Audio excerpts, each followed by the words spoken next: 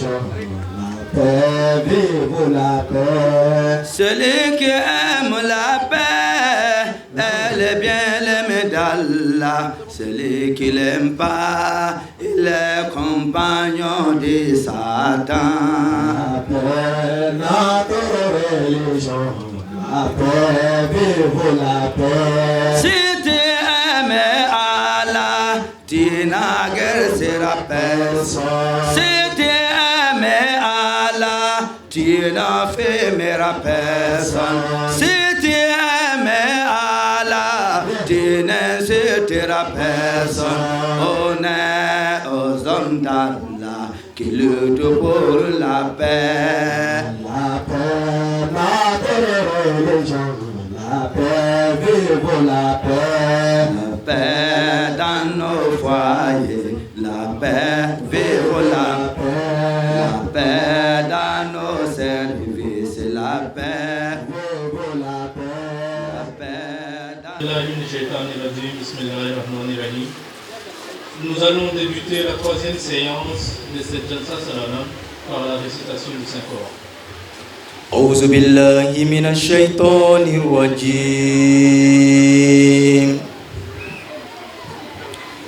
بسم الله الرحمن الرحيم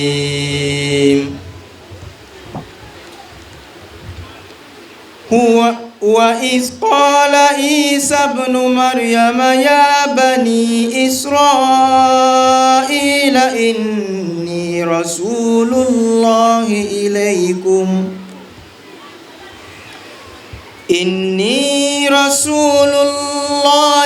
إليكم مصدقا لما بين يدي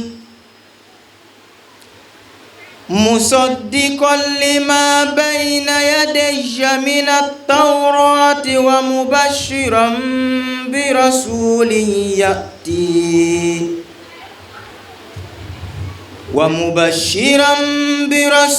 يأتي من بعد اسمه أحمد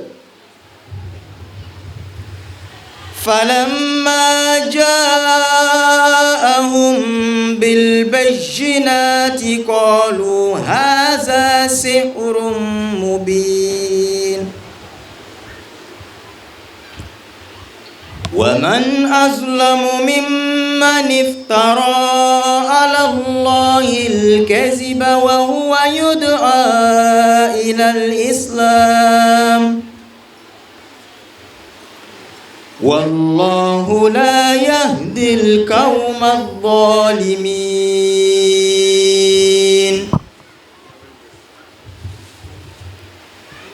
يريدون ليطفئوا نور الله بأفواههم والله متم نوره ولو كره الكافرون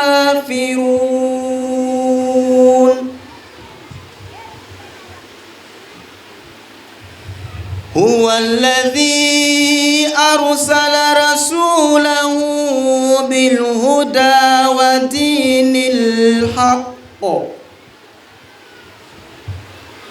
ودين الحق ليظهره على الدين كله ولو كره المشركون. Traduction. Au nom d'Allah, le gracieux, le miséricordieux. Et souvenez-vous quand Jésus, fils de Marie, dit: Ô enfants d'Israël, assurément, je suis pour vous le messager d'Allah, accomplissant ce qui a été mentionné dans la Torah avant moi, et annonçant la bonne nouvelle d'un messager qui viendra après moi. Son nom sera Ahmad. Et lorsqu'il vient à eux avec des preuves évidentes, ils dirent: ceci est de la magie manifeste. Mais qui peut être plus injuste que celui qui invente un mensonge contre Allah, alors qu'il est appelé à l'islam? Allah ne guide pas le peuple qui agit injustement. Ils désirent éteindre la lumière d'Allah par le souffle de leur bouche. Mais Allah rendra parfaite sa lumière, même si les mécréants les haïssent. C'est lui qui a envoyé son messager avec la direction et la religion des vérités, afin de la faire prévaloir sur toutes les autres religions, même si ceux qui attribuent des associés à Allah les haïssent.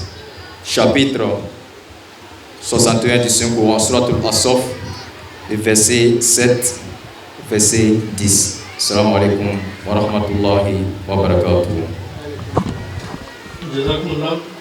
मसीह वक्त के थी जिनकी इंतजार, यारो मसीह वक्त के थी जिनकी इंतजार, राह तकते जिनकी करोड़ों ही मर गए। आए भी और आके चले भी गए वो आए भी और आके चले भी गए वो अय्याम साद उनके बसुरत गुजर गए। आमद थी उनकी आके खुदा का नुज़ूल था। आमद थी उनकी आके खुदा का नुज़ूल था। सदियों का काम थोड़े ही अरसे में कर गए। वो पेड़ हो रहे थे जो मुद्दत से चूबे खुश्क, वो पेड़ हो रहे थे जो मुद्दत से चूबे खुश्क, पढ़ते ही एक चींटा दुल्हन से निखर गए। पल भर में मैल सैकड़ों बरसों की धुल गई। पल भर में मैल सैकड़ों बरसों की धुल गई। सदियों के बिगड़े एक नज़र में सुधर गए।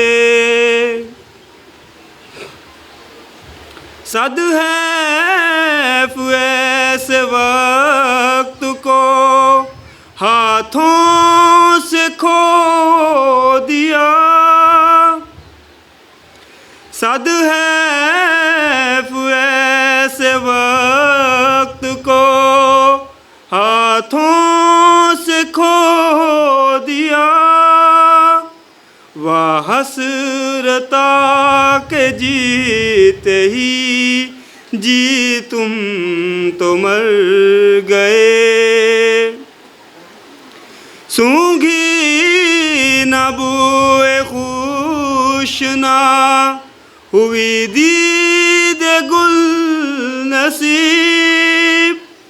सूंघी न बूए खुश ना हुई दीद गुल नसीब। अफसोस दिन बहार के यूं ही गुजर गए। यारो मसीह वक्त के थी जिनकी इंतजार, राह तकते जिनकी करोड़ों ही मर गए। Le gracieux, le miséricordieux. Toutes les louanges appartiennent à Allah, le Seigneur des mondes, qui par sa grâce infinie nous a accordé le privilège inestimable de nous réunir à ce rassemblement spirituel qu'est la Jalsa Salana. Nous invoquons sa paix et ses bénédictions sur le saint prophète Mohammed Mustafa sallallahu alayhi wa sallam, modèle parfait de droiture, de patience et d'amour pour l'humanité.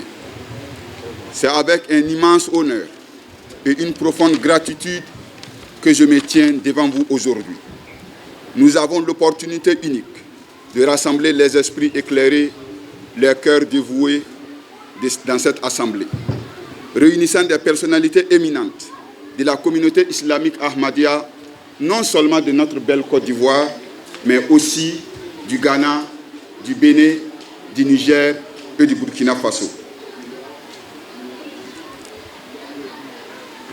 Ce soir, nous sommes là pour discuter d'un thème d'une importance cruciale, qui est la signe des fins des temps.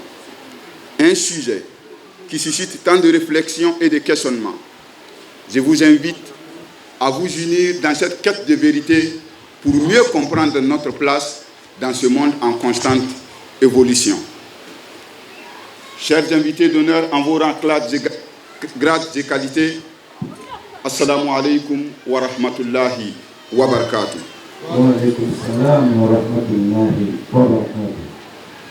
Aujourd'hui, alors que nous entamons ce voyage de réflexion et de discussion, ouvrons nos cœurs et nos esprits prêts à accueillir cette vérité afin de comprendre notre place dans ce monde en constante évolution. Merci de votre présence et de votre attention. Dans un monde secoué par des bouleversements sociaux et des crises morales et spirituelles sans précédent, méditer sur les signes de la fin des mondes, c'est comprendre que l'humanité n'est pas que l'histoire humaine n'est pas une errance, mais qu'elle avance vers une finalité divine. Alors ce soir, dans ce discours, nous allons examiner ensemble la signification des signes de la fin des temps en islam, les principaux signes mentionnés dans le Saint-Coran et dans les hadiths, la dégradation spirituelle des musulmans, l'apparition de l'antichrist, de nouvelles formes de transport, de nouvelles normes sociales et enfin la sagesse et les leçons que les croyants doivent tirer de ces signes dans ce monde actuel. Dans de nombreuses paroles du saint prophète Mohammed sallallahu alayhi wa sallam, la grande révolution spirituelle de cette ère est appelée l'heure. En arabe, ce terme est utilisé à Sa'a pour désigner une période de soudain bouleversement social et spirituel qui accompagne la venue d'un grand prophète de Dieu. L'heure dont parlait le prophète Mohammed sallallahu alayhi wa sallam devait se produire au dernier jour, à un temps éloigné de la révélation du Saint-Coran. Bien que l'expression jour de jugement appartient davantage au langage chrétien, mais le Saint-Coran aussi désigne cette période de renouveau spirituel comme une résurrection. Mais il serait erroné de penser que cela signifie que le monde est littéralement sur le point de prendre fin. Dans la compréhension lumineuse de la communauté musulmane Ahmadiyya, les signes de la fin des temps ne signifient pas l'anéantissement soudain de la création, mais plutôt l'aboutissement d'une ère marquée par de l'obscurité et l'éloignement de Dieu et de la décadence morale. Ces signes ne sont pas seulement que des avertissements, ils sont aussi une promesse, car lorsque l'humanité atteint un point de déséquilibre, la miséricorde d'Allah se manifeste et Allah, dans sa sagesse infinie, n'a jamais abandonné l'humanité. Les Écritures de toutes les religions mentionnent de nombreux signes similaires concernant les derniers jours et l'apparition d'un réformateur par lequel l'humanité serait unie. Par manque de temps, je ne mentionnerai que quelques-uns. Dieu dit dans le Saint-Coran, chapitre 25, verset 31, « Wakal al-Rasoul, Ya Rabbi inna qawmi takhazou hazal Qur'ana mahdoura. » Le messager dira, « Ô mon Seigneur, mon peuple a vraiment délaissé ce Saint-Coran. » Sans une guidance constante, apportée par des réformateurs spirituels, les communautés divines s'égarent. Tout au long de l'histoire islamique, des prophètes ont été envoyés par Dieu pour redresser les musulmans. Cependant, le Saint-Coran et les traditions prophétisent un temps où les forces impies atteindraient leur apogée, entraînant une décadence morale et spirituelle. Dans cette même lignée, le saint prophète Muhammad sallallahu alayhi wa sallam nous dit « Yushaku an yati ala nasi zamanun la yabka min al-islami illa smuhu wa la qur'anu illa rasmuhu masajiduhum amiratun wa hiya kharabun min al-huda ulama'uhum sharru man tahta adimi sama indahum takhrijul fitna wa fihim ta'ud » Il viendra un temps où il ne restera de l'islam que son nom, du Saint-Coran que son inscription. Leurs mosquées seront magnifiquement ornées, mais dépourvues de guidance. Leurs savants seront les pires des hommes sous le ciel. La discorde sortira d'eux et retournera vers eux. L'état actuel du monde musulman dans son ensemble correspond clairement à cette saisissante prophétie. Dans de nombreux pays ou dans de nombreux cas, le terrorisme dit islamique, les victimes de ce terrorisme sont en majorité des musulmans eux-mêmes. Des mosquées ont été ciblées, parfois pendant même la prière de vendredi. Le saint prophète Muhammad sallallahu alayhi wa sallam nous rappelle encore « Inna min asrari sa'a an yurfa al-ilm wa yaksiru al-jahl wa yaksiru zina wa yaksiru sulbul khamr » Parmi les signes de l'heure, il y aura la disparition de la connaissance, la propagation de l'ignorance, la multiplication de la fornication et la consommation abondante de l'alcool. Parlant de savoir, le saint prophète Muhammad sallallahu alayhi wa sallam ne faisait pas allusion à la connaissance moderne ou aux avancées technologiques et scientifiques. Aussi impressionnante soit-elle, il parlait de la véritable foi, la connaissance spirituelle, celles qui sont indispensables pour l'évolution morale et spirituelle des musulmans. Car si la science et la technologie enrichissent la vie matérielle, seule la lumière de la révélation et de la compréhension profonde de la foi peut guider les musulmans vers la justice, l'humilité et la proximité avec Dieu. Aujourd'hui, dans un monde musulman, confronté à des tentations de matérialisme et la dispersion des valeurs, ce rappel est plus que jamais d'actualité. La survie et la renaissance des musulmans dépendent de la préservation et de la transmission de cette connaissance spirituelle. L'ignorance à laquelle faisait allusion le saint prophète Muhammad sallallahu alayhi wa sallam ne concernait pas le savoir technologique, mais le manque de repères universels dans la compréhension de l'islam. Lorsque les musulmans se contentent d'interprétations individuelles et fragmentées, chacun travaillant selon sa propre perception, la communauté se retrouve ainsi privée d'une direction spirituelle unifiée. Ce déficit de leadership universel et spirituel engendre la dispersion, la confusion et l'affaiblissement moral. Dans le contexte actuel, le monde musulman est confronté à des défis multiples: matérialisme, division interne, crise de valeurs.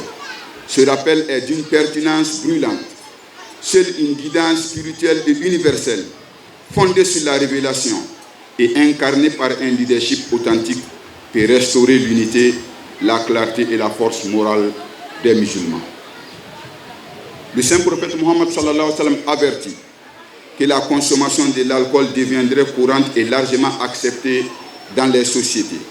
Ceci est clairement manifeste de nos jours.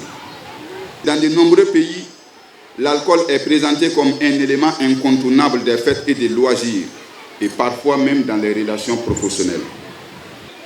La publicité de marketing et l'alcool, ciblant les jeunes générations, forçant l'idée que boire est synonyme de modernité et de réussite. L'abus de l'alcool entraîne des accidents sur nos routes, des maladies chroniques et des violences domestiques. Ce qui était autrefois considéré comme un péché grave est aujourd'hui banalisé et parfois même glorifié dans les médias et les réseaux sociaux. L'apparition de l'antichrist. Les avertissements concernant l'antichrist ou Dajjal occupent une place centrale dans les prophéties des derniers jours. Dans les traditions, le saint prophète Mohammed sallallahu alayhi wa sallam déclare qu'il n'y a pas eu de prophète qui n'ait averti son peuple de Dajjal des derniers jours, car il constituera la plus grande menace spirituelle que l'humanité ait jamais affrontée. Hazrat Muhammad al-Mustafa, Hazrat Khatam al-Nabiyyin, Nare Takbir, Ghulam Ahmad Ki, Ghulam Ahmad Ki, Nare Takbir. En même temps, il ne semble y avoir aucune mention de Dajjal dans le Saint-Coran. Comment cela se fait-il?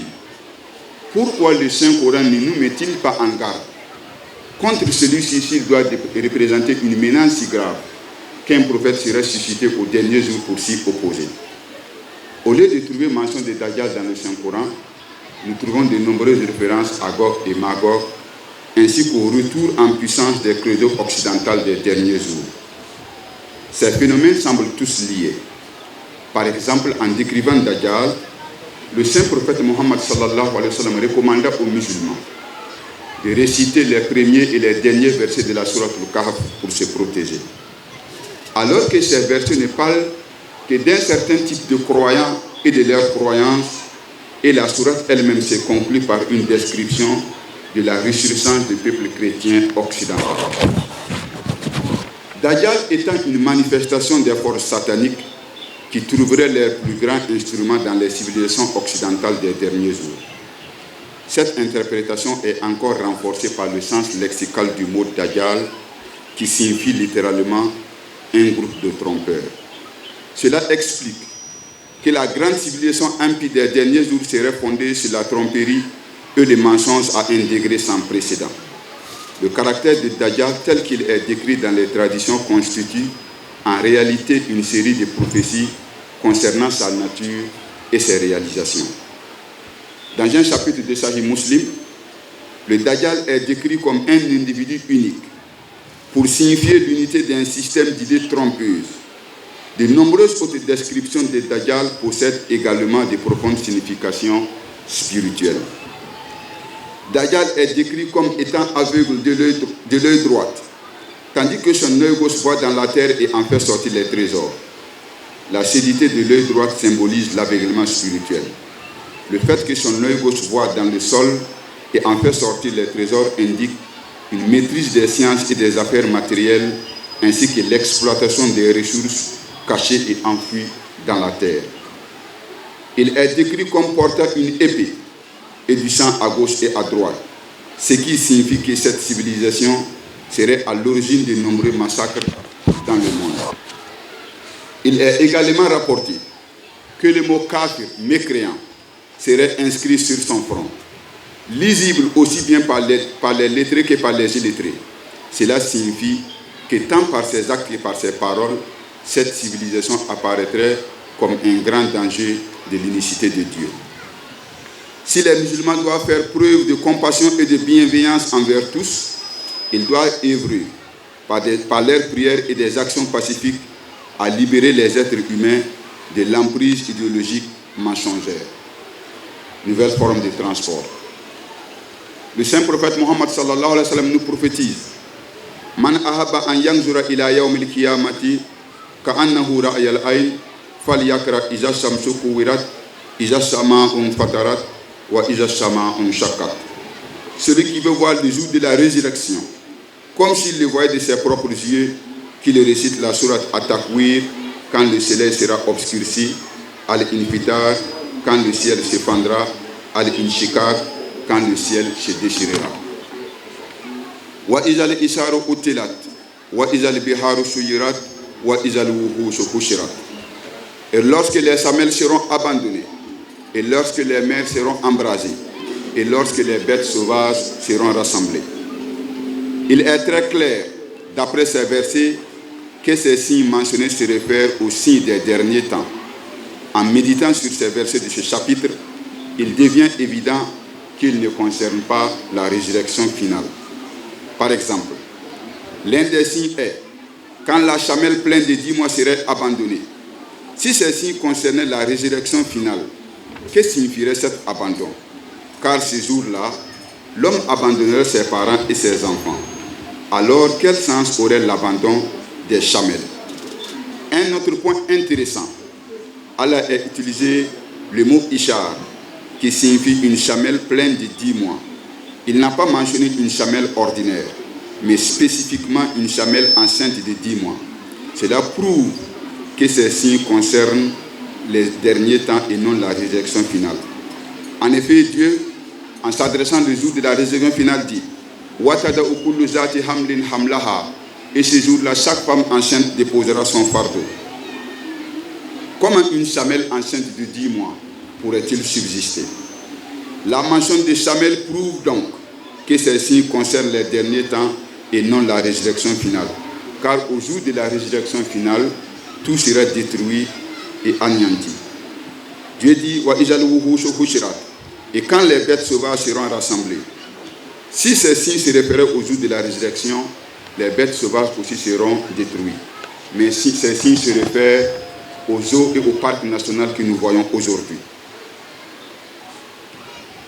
La référence dans ce verset concernant le remplacement des chameaux par des moyens de transport plus rapides, c'est-à-dire comme des trains, des navires à vapeur, des automobiles, des avions, etc. Le verset peut signifier qu'à l'époque de l'imam Mahdi, les chameaux perdront leur valeur même en Arabie.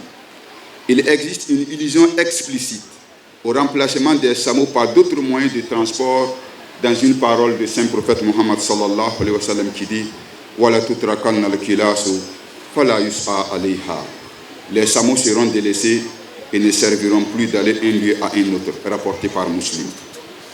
Les chameaux seront délaissés ne se limitent pas à une observation matérielle. Il indique une mutation civilisationnelle. Les moyens de transport jadis essentiels deviendront obsolètes face à des nouvelles inventions plus rapides et plus efficaces. Cette prophétie illustre la loi du progrès où chaque époque apporte des outils adaptés à ses besoins. Le Saint-Coran nous dit Le Saint-Coran annonce qu'au jour des bouleversements, les mers seront embrasées. À l'époque de la révélation, l'on ne pouvait imaginer ce que cela signifiait. Aujourd'hui, nous voyons que les fleuves et les océans alimentent des centrales électriques et que l'air fort se transforme en énergie comme si les mers étaient allumées. L'expression Su'irat peut comprendre une mise en feu ou mise en puissance. Dans notre époque, les hautes tensions issues des barrages et des fleuves donnent une image frappante. Les mers deviennent source de lumière et de force, comme si elles étaient embrasées. Le saint prophète Mohammed sallallahu alayhi wa sallam, en parlant de transformation sociale, nous dit Wa antara al-khufatul uratu ala tari'a as-sa'i yatatawwaluna fil bina. Et lorsque tu verras les bergers pieds nus diminuer, rivalisant dans les constructions d'édifices plus élevés, cela s'est produit avec la découverte du pétrole dans les États du Golfe. Aujourd'hui, ils sont célèbres pour leur gratte-ciel apparu en espace d'une seule génération. Ce hadith fait partie des signes des fins des temps mentionnés par le saint prophète Mohammed sallallahu alayhi wa sallam. Il décrit une transformation sociale et économique spectaculaire. Ceux qui étaient autrefois pauvres et sans ressources, vivant dans l'élevage des moutons et des chameaux, ces mêmes personnes accéderont à la recherche et au pouvoir. Les pays du Golfe autrefois, sociétés bédouines vivant dans le désert, sont devenus aujourd'hui riches en pétrole et en commerce. Les gratte-ciels de Dubaï, Doha et Riyad, ces villes illustrent parfaitement cette prophétie. il se lance pour une compétition pour construire des tours de plus en plus hauts. Exemple, Khalifa Bourg, Kingdom Tower, etc. Le prophète Mohammed sallallahu alayhi wa sallam nous avertit encore. La taqumu sa'atu hatta taqtatila fi'atani azimatani yakuna baynahuma maqtalatun azima wa da'watuhuma wahida. L'heure ne viendra pas avant que deux grandes puissances ne s'affrontent et qu'il y ait entre elles un immense massacre, et leur religion sera la même. Cela montre la complexité des conflits de la fin des temps. Des protagonistes peuvent avoir le même slogan similaire, mais leurs intérêts et leurs ambitions les opposent violemment. La Première Guerre mondiale, plusieurs nations chrétiennes s'affrontaient, toutes revendiquant la défense de la civilisation et de la liberté. La Seconde Guerre mondiale, une fois encore, les puissances partageaient les racines culturelles et religieuses communes, se sont entretuées dans une guerre d'une ampleur inédite. Les guerres civiles modernes, dans certains pays musulmans, des factions rivales s'affrontent, chacun affirmant agir au nom de l'islam et de la justice, provoquant des massacres au sein de cette même communauté. En vue de tout ce qui est dit, le Saint-Coran nous dit Zohar al-Fasad fil barri wal bahr bima kasabat aydin nas liyuzikahum ba'da allazi amilu la'allahum yarji'un. La corruption est apparue sur terre et sur mer par suite des œuvres qu'ont fait les mains des hommes, afin qu'ils leur fassent goûter les fruits de certaines de leurs actions, car il se peut qu'ils se retournent vers Allah. À l'époque de l'apparition du saint prophète Mohammed sallallahu alayhi wa sallam, le monde entier était plongé dans l'obscurité spirituelle et morale.